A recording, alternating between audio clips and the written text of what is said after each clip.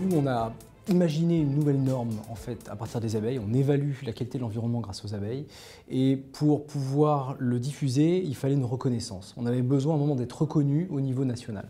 Donc on a tapé à la porte de l'AFNOR en disant on voudrait essayer de normaliser notre procédé. Et on a dû inviter à la table également nos concurrents parce qu'il fallait avoir quelque chose qui soit représentatif du marché.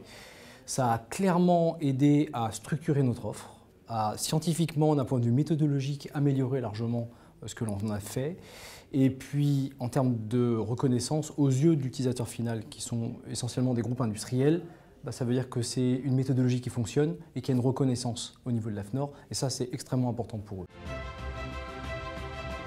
Intégrer la partie normalisation dès le départ, ça permet de prendre de l'avance et de savoir dès le départ qu'est-ce qu'il va y avoir dans cette norme et de pouvoir proposer, avant même qu'elle soit publiée, le contenu de la norme et en termes méthodologiques, déjà la réalisation. Ce qui fait qu'à la publication de la norme, on a pu dire à nos clients, on suit déjà cette norme vu qu'on a participé à sa création et c'est un véritable avantage concurrentiel.